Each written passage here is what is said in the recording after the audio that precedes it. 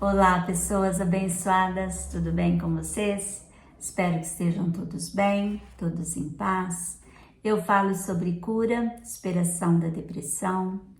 Eu superei uma depressão de mais de 20 anos e se eu superei uma depressão de mais de 20 anos, você também pode superar essa depressão.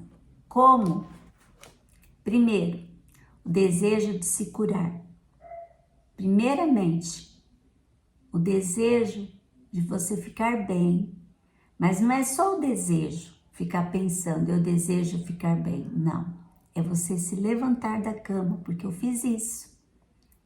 Eu me levantei. No meu caso, eu comecei a estudar algumas técnicas e pesquisei no YouTube, comecei a pesquisar o que poderia me ajudar a sair daquele fundo do poço. Então eu percebi que os meus pensamentos, os meus sentimentos me traziam sempre mais do mesmo e não era nada agradável aquilo que eu tinha de retorno em relação ao que eu pensava e ao que eu sentia. Então sempre eu estava atraindo coisas negativas, porque o meu pensamento era sempre voltado para escassez, vingança, involuntariamente, tá? Então eu culpava outras pessoas pela vida que eu levava, eu não tinha gratidão e eu me achava vítima da situação e eu estava sempre reclamando, sempre murmurando, sempre procurando culpados. Eu nunca olhava para mim mesma. Aliás, eu tinha muita raiva de mim, eu me achava o pior ser humano da face da terra. Tanto é que com frequência eu tentava acabar com a minha vida e outras coisas mais, tá? Então eu tinha muito rancor no coração, muita reclamação, contando sempre a mesma história. Mas hoje eu tô aqui para dizer para você que você pode também superar a depressão, porque eu consegui. Mas não pensa você que você vai superar a depressão e de repente num passe de mágica tudo isso acontece? Não, é necessário todo dia um autocuidado, é necessário o amor próprio, você prestar atenção nos seus sentimentos, nos seus pensamentos, filtrar tudo aquilo que vai chegando até você, porque nós temos TV, internet e as propagandas na rua. De repente você está tomando um café, a televisão está ligada numa lanchonete e aí está lá um noticiário, né, falando a respeito de alguma coisa muito terrível que aconteceu e aquilo ali, sem que você perceba, se você não usar um filtro, tá? E tentando substituir todo esse caos. Tem gente que vive no meio de fofocas, de disse que me disse, né? Ou diz que me diz, como você quiser. Então isso daí não ajuda em nada, sabe? Só prejudica a tua vida. Então é ouvir uma boa música, ouça um mantra, pegue a Bíblia, vai ler a Bíblia, leia um bom livro, ou assista um filme que, sabe, que te motive a ser um ser humano melhor.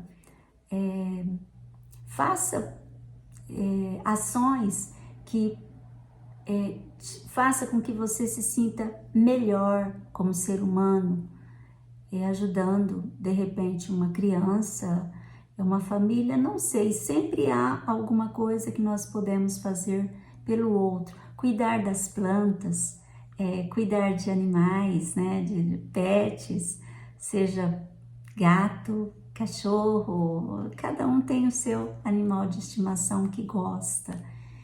E eu faço tudo isso. Antes mesmo de estar aqui falando com vocês, eu fiz uma sessão de Aura Master, eu apliquei Aura Master em mim. Aura Master é uma terapia holística canalizada pelo Bruno J. Gimenez e Patrícia Cândido, da instituição Luz da Serra. Eu já fiz o curso de Aura Master.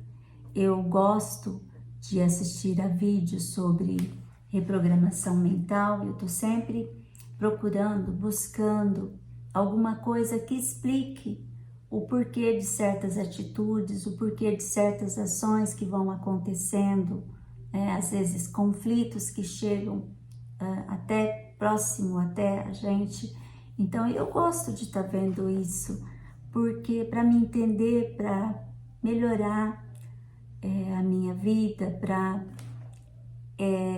reorganizar o rumo da minha vida, né?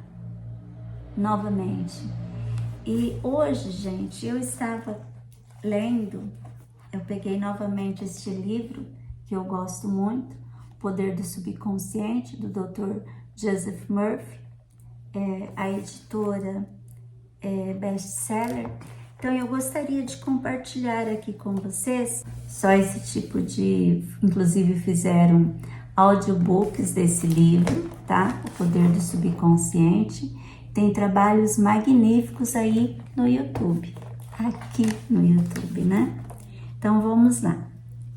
As palestras de Emily Coué, célebre psicólogo francês, granjearam-lhe um sem número de admiradores nos Estados Unidos.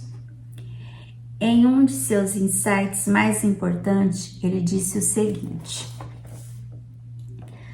quando desejos e imaginação estão em conflito, a imaginação invariavelmente vence. Ele dava a este fato o nome de lei do esforço contraproducente. Vamos supor que lhe pedissem que passasse por cima de uma estreita prancha no nível do chão. Você faria isso com a maior facilidade, sem a menor dúvida. Agora, suponhamos que a mesma prancha se encontrava a 7 metros de altura entre duas paredes.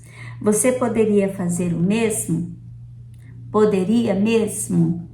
Provavelmente não. O desejo de cruzar a prancha entraria em conflito com a imaginação. Você se imaginaria caindo, se esborrachando no chão. Você poderia querer muito atravessar a prancha, mas o medo de cair o impediria de fazer isso. Quanto mais esforço para dominar ou reprimir a imaginação, maior força você daria à ideia dominante da queda. O pensamento, vou usar minha força de vontade para vencer o fracasso, reforça o pensamento de fracasso. O esforço mental frequentemente leva à derrota autoimposta, criando o oposto do desejado. Focalizar-se na necessidade de usar força de vontade implica enfatizar a condição de impotência. É como você resolver que vai fazer tudo o que puder para não pensar no hipopótamo verde. Não é blusa verde, gente, é hipopótamo verde. Tenta não pensar no hipopótamo verde. A decisão torna dominante na mente a ideia do hipopótamo verde e o subconsciente responde mais à ideia dominante. Qual é a ideia dominante? A ideia dominante é você não pensar. Como você está enviando ao subconsciente uma ordem de não pensar num hipopótamo verde, quando eu digo hipopótamo verde, eu tenho certeza que você visualizou um hipopótamo verde. O subconsciente aceita mais forte de duas proposições contraditórias. Você, quem sabe, descobre que pensa o seguinte: eu quero cura. Por que não posso consegui-la? Eu me esforço tanto. Por que não consigo resultados? Tenho que me obrigar a rezar com mais determinação. Preciso usar toda a força de vontade que tenho. Você precisa compreender onde está o erro. Você sabe se está se esforçando demais? Jamais tente obrigar o subconsciente a aceitar uma ideia usando a força de vontade. Essas tentativas estão condenadas ao fracasso. Na maioria das vezes, você termina obtendo o oposto daquilo pelo que rezou. A ausência de esforço é o melhor caminho. Então, você se esforçar, às vezes até proporcionar sofrimento ao corpo, querendo alguma coisa, você reforça a ideia de que o oposto aconteça, tá? Então vamos lá, continuando. Já lhe aconteceu alguma coisa como as seguintes? Você vai submeter-se a algum tipo de exame. Investiu muito tempo estudando e recapitulando a matéria. Acha que assimilou bem. Mas quando olha para a folha em branco da prova, descobre que sua mente ficou ainda mais branca. Tudo que você sabia sobre o assunto sumiu. Não consegue recordar nem um único pensamento relevante. Trinca os dentes e convoca toda a sua força de vontade. Porém, quanto mais se esforça, mais parece que o conhecimento se afasta. Frustrado, você deixa a sala, diminui a pressão mental, de repente as respostas que andou procurando com tanto desespero minutos antes fluem provocadoras em sua mente. Você disse a si mesmo que sabia a matéria e era um fato, mas não quando precisou dela. O erro que cometeu foi tentar forçar-se a lembrar. De acordo com a lei do esforço contraproducente, essa atitude levou não ao sucesso, mas ao fracasso. O que conseguiu foi o oposto daquilo porque pediu ou orou. Fecham aspas. Então, a leitura começou na página 137 do livro O Poder do Subconsciente, do Dr. Joseph Murphy, e foi até a página 139, fechando aspas, e vamos lá. Vamos fazer um pequeno comentário aqui. Eu me lembro, quando eu estava na faculdade, eu estudava muito.